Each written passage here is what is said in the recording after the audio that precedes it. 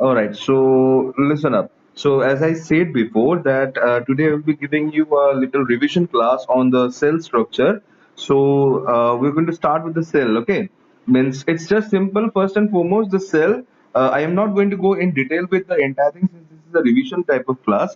So keep in mind it was all discovered at 1665 by an Englishman called Robert Hooke, who was the first person to see this kind of structure, like a honeycomb like structure inside the cork cells. Okay, cork, which is extensively used for like as a stopper for many of the glass bottles during that period of time.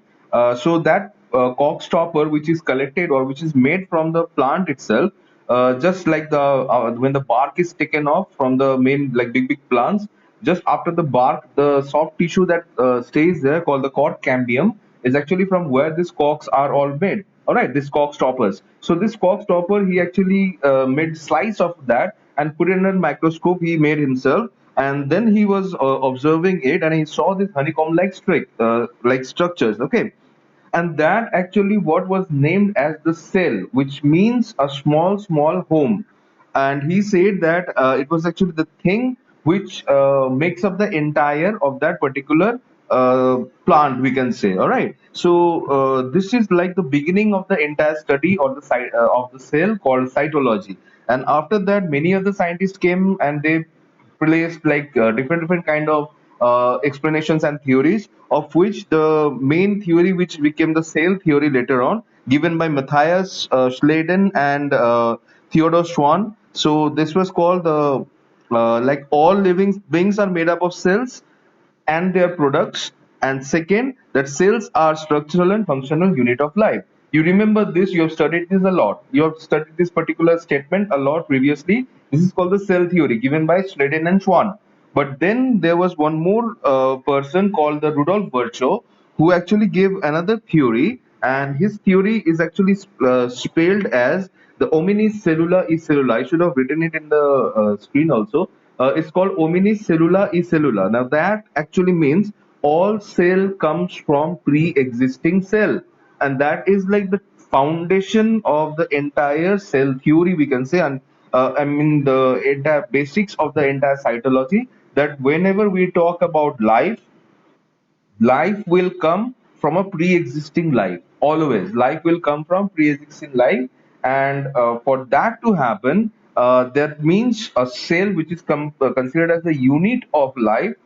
So that cell will actually be born from a pre-existing cell. It is never that there will be spontaneous generation of life in a certain place. Yes, there are evolution point questions of evolution are there, where we do say that from inorganic matter organic substances came into existence, and from those organic matter the cell was formed.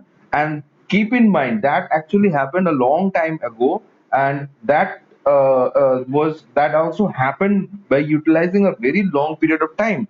But if we say that we have a glass container carrying some sort of liquid present inside, liquid broth, maybe soup, maybe, and then we find after keeping it exposed in the table, and after let's say 6 hours or so, we start finding cells living inside that particular broth, which was carrying no cell at all. It is never that the cell suddenly started forming there, but rather some way somehow some cells have come and contaminated that particular broth, and then from there all the cells have started emerging. That is actually the theory. All right, so that is something that is explained by, I'll tell you, you can search it. It's called the swan neck experiment. So you can actually look it up. I think Pasteur did that particular experiment to prove that spontaneous generation is wrong, and always like life emerged from pre-existing life. So that is something was proved. You can look it up in the internet. So we'll be talking about the structure and function of the cell here. All right. So structure and function, speaking about it, definitely the structure of the cell will be like it has various things inside. So this is a representation of an animal cell. Okay. So animal cell, as you know, it will be like it will have the membrane, which is the one of the basic construct of a cell. See, whenever we talk about the basic construct of a cell, it will have the outer membrane, which is going to be the boundary by which the entire structure is held together. Then it will have the central processing section, which is called the nucleus. and then it will have a cytoplasm or a liquid matrix in which all the necessary biochemical activity is going to happen. All right. Now this is actually the basic three structure or format of, like, this is three structure of a cell, you can say. All right. But other than that, we are going to find several other kind of things also exist. Several. All right. Like there will be this folded membranous structure called the endoplasmic reticulums. This will be there in large amount. They are also of two varieties. One is called the smooth endoplasmic reticulum, and the one is called the rough endoplasmic reticulum. All right. The rough one will have ribosomes studding on the entire structure, whereas the smooth will not have such a structure present in it. Then there will be this powerhouse called the mitochondria that will be present. There will be a large amount of this another folded structure that is also membranous but folded structure called this Golgi apparatus that will be present there. If we talk about animal cell, then it will have something called the centriole present in it at one particular point. Here it is marked as centrosome right there, this particular point. It is called the centrosome.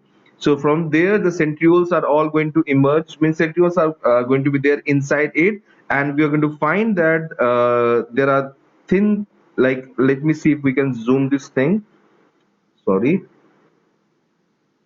there you can see a little bit of like markings that are running like that. So these markings are what is known as the microtubules, the cytoskeleton of the cell. All right, that will also be there present, which like most of the time it helps in the normal functioning of the cell. It works like a pathway or pavement through which other organelles can actually move across, or it can hold the shape and form of the cell also. But at the same time, the time of the cell is about to divide and form something. At that particular point of time, this is going to help in the formation, in the separation of the nucleus and distribution of the nuclear material. So that is going to help in cell division process also. Other than that, we are also going to find small vesicles to be present called the lysosomes, which will carry digestive juices that are going to be helpful for that particular particular like cell to gather their nutrient and all. And then there are also going to be other vesicles which will exudate or actually secrete some sort of chemical things that are already stored inside, as you can see the picture is depicting right here, and this is happening via exocytosis. Now if we consider plant cell, then plant cell will have an additional boundary on top of this membrane, which is called the cell wall, and that boundary will be responsible for giving the protection to that particular cell. Plus there will be presence of additional one more structure inside, which is called the chloroplast, responsible for carrying out photosynthesis, a means of producing food for the plant cells. All right, so that will be the additional thing that we are going to find with the plant cells. But in case of animal cell, this is the entire structure that we are going to see. So let's speak about every single of the cell structure that are there. All right, so I'll just pick up only few of them today. First of all, it will be the cell wall. As I mentioned, it is the one that will be present in the plant cells only, and the cell wall is responsible for giving protection to the cell. Now you can see here is actually a depiction of multiple cells that are like normally that are present in the plant. So they are all like gathered together, and you're going to find that the cell is actually having this cell wall covering the entire outer surface. Okay, varied thickness, varied length, all are present outside it. And it is responsible for the main property of that particular structure is to give rigidity, which is like solidness, you can say, and strength. Plus also it is responsible for giving mechanical protection to the plant. Means anything that is a force or mechanical force that is going to be applied from the side, let's say from this side some mechanical force is coming, so this plant cell will not be damaged because of it. Same goes when the force is exerted from inside also, same thing. That structure is going to give mechanical support and protection to the plant cell. But whenever we see the ultrastructure, means we see it under electron microscope, we are going to find that the entire thing is divided into layers. Okay, this is like actually one cell and this is another cell. All right, so this cell wall that you're seeing here, this is the cell wall of this cell number 2, and this is the cell wall of cell number 1. So the difference in the cell wall can be observed as it goes something like this. See, the place where these two cells are connected, that portion is what is known as middle lamella. Middle lamella is a cementing layer. It is, though while explaining a cell, we do call like say about this also at the same time. But middle lamella is actually a cementing layer between two cells. This cell and this cell. It is a cementing layer, means the layer which glue these two cells together. That one. It is majorly made up of a chemical called pectin. All right. Some sort of pectin like calcium pectin, magnesium pectin. All these substances are there present there. So that one will be there in the middle lamella section, and the layer adjacent to it, means and the cell wall layer which is adjacent to it is called the primary cell wall, mainly made up of cellulose. All right. So this primary cell wall is the one which is like the one that is formed at the time of formation of cell wall. This is the cell wall that forms first. Okay. Then the secondary cell wall will actually start emerging, which will be this layer after that. You can see this layer. This is the secondary cell wall layer. So this secondary cell wall layer will actually form after the means the this primary layer has matured, means it is maturing, it is growing. After that, this secondary cell wall will form. Secondary cell wall contains a bit high content of hemicellulose in it. Let me show you another diagram. By that you will be able to understand. This is actually the layer. See, so this is our middle lamella section, as you can, is marked already, and the pectin threads you can see that are present along with it. The pectin thread are responsible for gluing these two cells together. Means the two cells. This is the only one cell wall that is shown. So this cell wall with that of the other cell wall, means the cell wall on top of it. So that cell wall layer means the cell wall which will be found here. Entire thing will be glued together by this pectin, which is like flowing across it, isn't it? So this pectin will be there, and you can find the cellulose to be present right there in between. This is the cellulose microfibrils which are responsible for giving that rigidity. See, it's a cross-link structure, and cell wall is considered as a cross-link structure because that is the one that gives the main protection and rigidity. All right, and in between you are going to find the hemicellulose are present, which will be present in high quantity in the secondary cell wall layer and all. And finally you are going to end up with the plasma membrane at the bottom uh, layer. All right, so this will be the makeup of the entire cell wall. Talking about the plasma membrane, it is actually two layers of phospholipids. This is one layer, this is another layer, two layers of phospholipid, of which the round section, the one that is seeing on top, is hydrophilic, which is like which can stay towards water, but this long chain like area is hydrophobic, means it stays away from water. So they arrange in this particular format because water can be found present outside the cell and also that inside the cell. So that's why this kind of formation can be seen in case of the structure like that. And then we are going to find that the entire structure that you're seeing here, this is the entire makeup of the cell.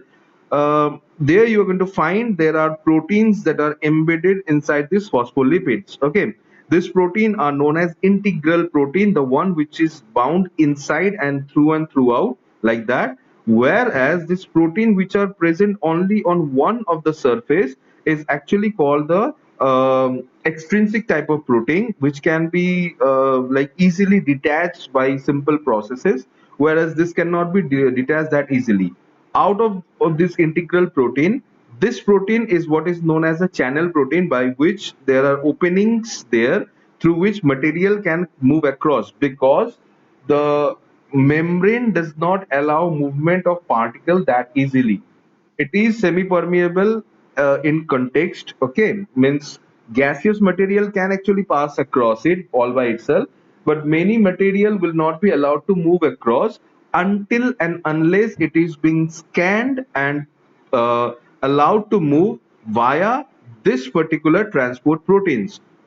Say glucose, the sugar, the one that is responsible for giving energy to the cell, that thing will not be allowed. It is important for the cell, but it will not be allowed to move inside until and unless it is being scanned by a membrane protein like this. So it will be a glucose will come, it will be scanned, and then glucose will be allowed to move across. Okay, that way it is allowed to like transportation of many of the material will take place. For that particular type of selection that the cell membrane it does, that the cell membrane is considered as a selectively permeable membrane. Okay, so cell membrane will not be considered as a semi-permeable, but rather a selectively permeable membrane. Okay, now next comes this yellow structure that you're seeing that are there present in between. These are actually these are actually cholesterols. Okay, now cholesterol molecule of various sizes and densities are actually there present, and it is responsible for maintaining the fluidity of the membrane. Why? Because this membrane, if it is not in the fluid nature, then this protein cannot move across, because this protein has to move across this entire lipid membrane. Okay, let me tell you, you can picture it like this. Even this is what the scientists who actually discovered the membrane for the first time, the ultrastructure of the membrane, I must say, not discovered, but the ultrastructure of the membrane, the scientists who gave, the scientists called Singer and Nicholson. So they actually saw that the proteins and all the other molecules are actually floating inside this huge ocean of lipid. So lipid will be nothing but considered as an ocean there, and each and every of the protein will be considered as a boat, and the boat is swimming across this entire ocean bed. So that is actually the structure of the protein, that will be like structure of the entire membrane that was seen, with all these different molecules that are present along with it. Oh yes, I forgot to mention about this sugar side chain, which are called the glycoprotein or glycolipids, depending on what structure they are being bound to. If it is bound to the protein, it is called glycoprotein. If it is bound to the lipid, then it will be called a glycolipids. And this structure is actually something that is responsible for cell to cell communication. Means one cell trying to communicate with another cell just by contact, then by touching this particular structure, this glycolipids, they will be able to communicate with each other. This is mainly for intercommunication. This is mainly for understanding who the cells are speaking to, because the cells they communicate by chemical means, and this is one of those chemical by which they will be able to understand which particular type of cell they are actually communicating with. All right, so this is mainly for communication purpose and identity of the cell, which is actually we come to know by simply seeing this particular structure. I mean, the cells they come to know by simply seeing this particular format of the things that are present there, and that actually will be the entire structure of the phospholipid. I mean, this phospholipid bilayer with proteins embedded inside. And keep in mind, this model is actually known as the fluid mosaic model given by Singer and Nicholson. So this is the fluid mosaic model of the plasma membrane. This is like this model came into existence after so many extensive studies. There were many other scientists who gave different structure of the membrane, but ultimately it is the Singer and Nicholson structure which is till date considered as the perfect model for this for the cell membrane. Okay, so that will be the structure. Finally, just one point and I'll finish with it, and this is like the difference between the, like cytoplasm and protoplasm. We know that the liquid portion inside is actually what is known as the cytoplasm, isn't it? But keep in mind, the word cytoplasm, it actually represent when we are talking about this liquid matrix without the nucleus. But if we are considering the entire like things that are there present inside the cells, then we will call it as a protoplasm. The liquid matrix with the nucleus considered will be considered as a protoplasm, whereas the liquid matrix, if only is considered, then it will be considered as a cytoplasm. And why we are focusing on to that, it is because this is the place where all the biochemical activity of the cell is going on, and is considered as the living component of the cell. If this component is actually missing in any of the cell, the cell will be considered as dead, because there you will find that without the nucleus, cell can exist. Nucleus, which is considered as the control center of the cell, if the nucleus is absent, still the cell will actually exist. Okay, it will function normally as it happened with our own body's RBC, right? It is enucleated, it does not have a nucleus, but still it does its function. But if you find any cell where the cytoplasm is missing, it will be considered as dead. Like the case of xylem. Xylem, they don't have any cytoplasm inside, and they are all dead cells. So this is actually the living component of the cell, because the thing that will keep them living or considered living is the continuous process of biochemical reactions that are going on, called metabolism, and that metabolism is carried out in the cytoplasm only. So I'll actually conclude the class right here. Study, and I hope this will be able to help you out with your studies that are going on at home. All right. Tomorrow I'll pick up other topic, other organelles of the cell. Thank you.